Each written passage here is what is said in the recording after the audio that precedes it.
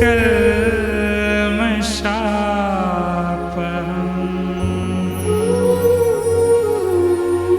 श्रवणमङ्गलम्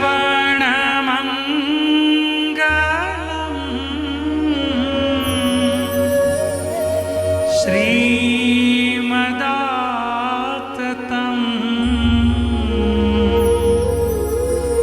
भुवि गृह्णन्ति ते भूरिदा जना।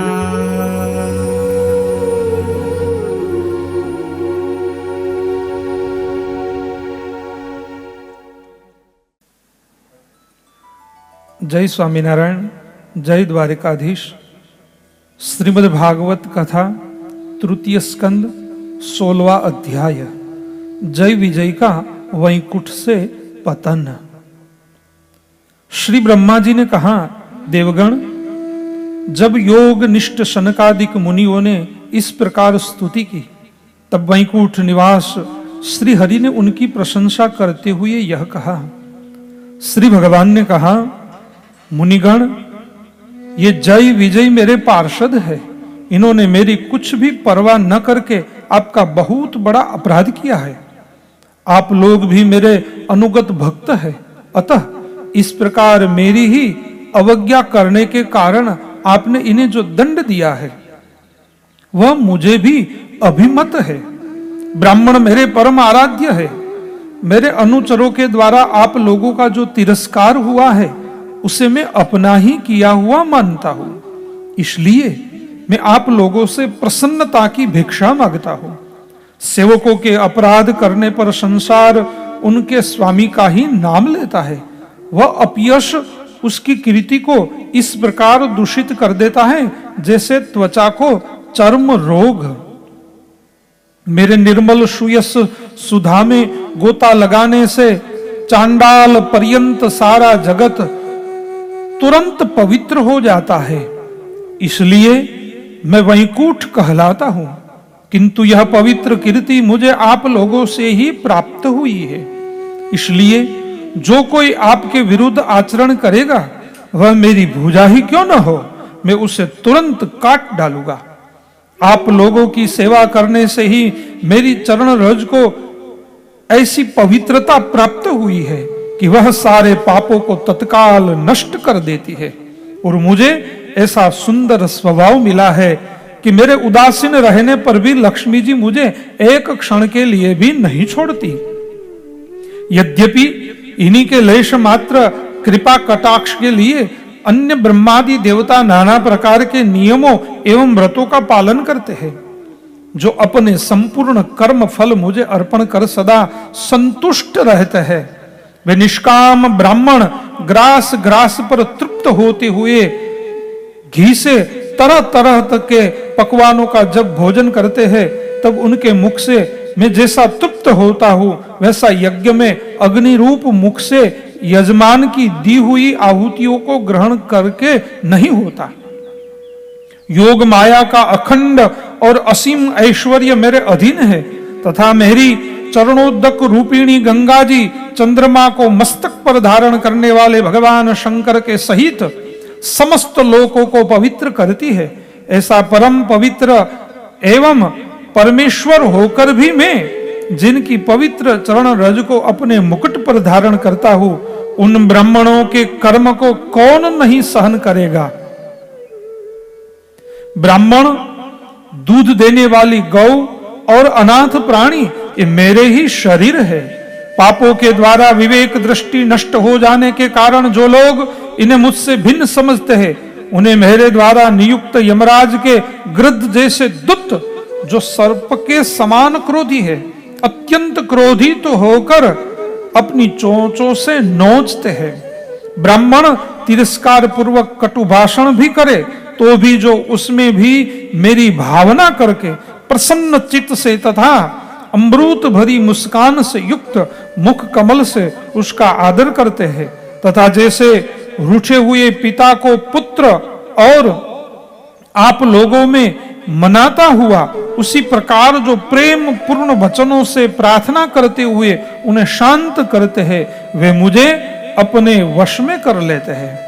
मेरे इन सेवकों ने मेरा अभिप्राय न समझकर ही आप लोगों का अपमान किया है, इसलिए मेरे अनुरोध से आप केवल इतनी कृपा कीजिए कि इनका यह निर्वासन काल शीघ्र ही समाप्त हो जाए। ये अपने अपराध के अनुरूप अधम गति को भोगकर शीघ्र ही मेरे पास लौट आए। श्री ब्रह्मा जी कहते हैं, देवताओं, सनकादिक मुनि क्रोध रूप सर्प से डसे हुए थे, तो भी उनका चित्त अंतःकरण को प्रकाशित करने वाला भगवान की मंत्रमयी सुमधुर वाणी सुनते सुनते तृप्त नहीं हुआ। भगवान की उक्ति बड़ी ही मनोहर और थोड़े अक्षरों वाली थी, किंतु वह इतनी अर्थपूर्ण, सार युक्त, दुर्विज्ञ और गंभीर थी कि बहुत ध्यान देकर सुनने और विचार करने पर भी यह न जान सके कि भगवान क्या करना चाहते हैं।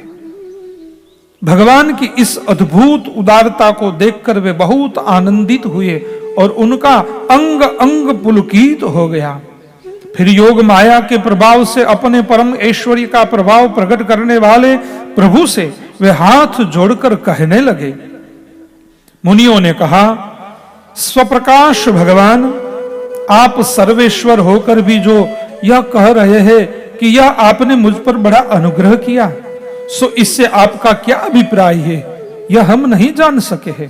प्रभु, आप ब्राह्मणों के परम हितकारी है, इससे लोक शिक्षा के लिए आप भले ही ऐसा माने कि ब्राह्मण मेरे आराध्य देव है। वस्तुतः तो ब्राह्मण तथा देवताओं की भी देवता ब्रह्मादिक भी आप ही आत्मा और आराध्य देव है।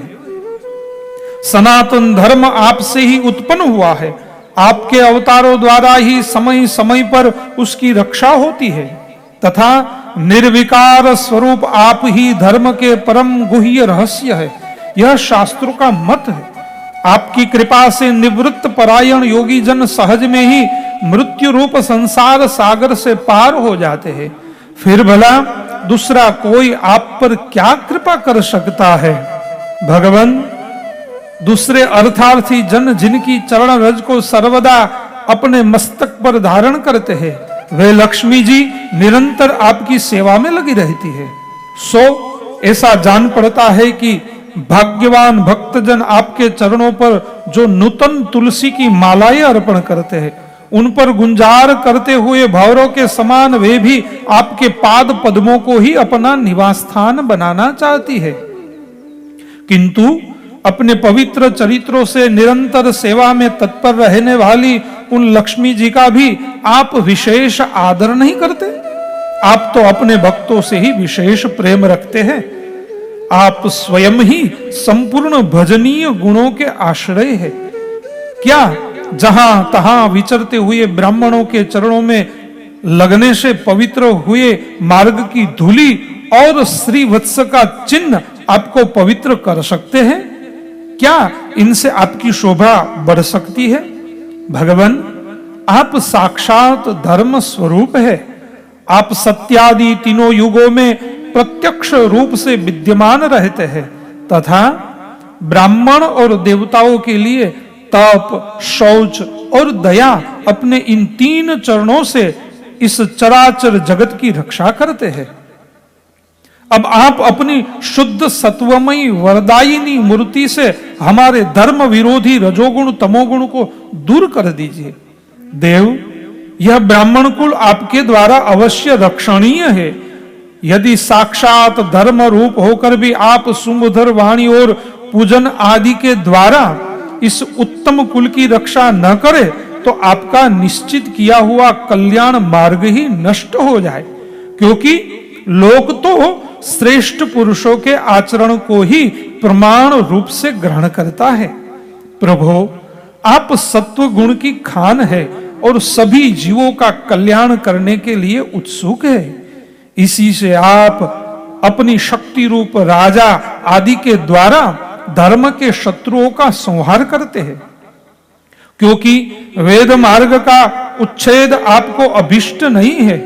आप त्रिलोकी नाथ और जगत प्रतिपालक होकर भी ब्राह्मणों के प्रति इतने नम्र रहते हैं। इससे आपके तेज की कोई हानि नहीं होती, यह तो आपकी लीला मात्र है। सर्वेश्वर, इन द्वारपालों को आप जैसा उचित समझे वैसा दंड दे अथवा पुरस्कार रूप में इनकी वृत्ति बढ़ा दे।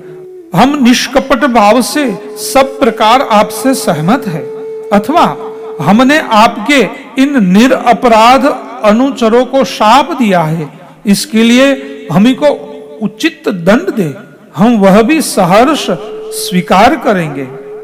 श्री भगवान ने कहा, मुनिगण, आपने इन्हें जो शाप दिया है, सच जानिए वह मेरी ही प्रेरणा से हुआ है। अब ये शीघ्र ही दैत्य योनि को प्राप्त होगे और वहां क्रोधावेश में बढ़ी हुई एकाग्रता के कारण सुदृढ़ योग संपन्न होकर फिर जल्दी ही मेरे पास लौट आएंगे। श्री ब्रह्मा जी कहते हैं, तद अंतर उन मुनीश्वरों ने नयनाभिराम भगवान विष्णु और उनके स्वयं प्रकाश वैकुंठ धाम के दर्शन करके प्रभु की परिक्रमा की और उन्हें प्रणाम कर तथा उनकी आज्ञा पाकर भगवान के ऐश्वर्य का वर्णन करते हुए प्रमुदित हो वहां से लौट गए। फिर भगवान ने अपने अनुचरों से कहा, जाओ, मन में किसी प्रकार का भय मत करो, तुम्हारा कल्याण होगा। मैं सब कुछ करने में समर्थ होकर भी ब्रह्म तेज को मिटाना नहीं चाहता, क्योंकि ऐसा ही मुझे अभिमत भी है। एक बार जब मैं योग निद्रा में स्थित हो गया था, तब तुमने द्वार में प्रवेश करती हुई लक्ष्मी जी को रोका था। उस समय उन्होंने क्रुद्ध होकर पहले ही तुम्हें यह शाप दे दिया था। अब दैत्य योनि में मेरे प्रति क्रोधाकार वृत्ति रहने से तुम्हें जो एकाग्रता होगी, उससे तुम इस विप्र तिरस्कार जनित पाप से मुक्त हो जाओगे और फिर थोड़े ही समय में मेरे पास लौट आओगे। द्वारपालों को इस प्रकार आज्ञा दे। भगवान ने विमानों की श्रेणियों से सुसज्जित अपने सर्वाधिक श्री संपन्न धाम में प्रवेश किया। वे देव श्रेष्ठ जय विजयी तो ब्रह्म शाप के कारण उस अलंघनीय भगवत धाम में ही श्रीहीन हो गए तथा उनका सारा गर्व गलित हो गया। पुत्रों, फिर जब वे वैकुंठ लोक से गिरने लगे, तब वहां श्रेष्ठ विमानों पर बैठे हुए वैकुंठ वासियों में महान हाहाकार मच गया। इस समय दिति के गर्भ में स्थित जो कश्यप जी का उग्र तेज है, उसमें भगवान के उन पार्षद प्रवरों ने प्रवेश किया है। उन दोनों असुरों के तेज से ही तुम सबका तेज फीका पड़ गया है।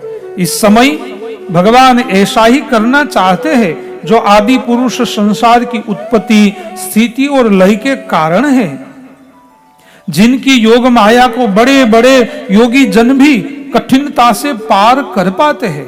वे सत्वादि तीनों गुणों के नियंता श्री हरि ही हमारा कल्याण करेंगे। अब इस विषय में हमारे विशेष विचार करने से क्या लाभ हो सकता है? इति श्रीमद्भागवते महापुराणे पारमहंस्याम संहितायाम तृतीय स्कंदे षोडशोऽध्याय समाप्त। जय स्वामीनारायण, जय द्वारिकाधीश।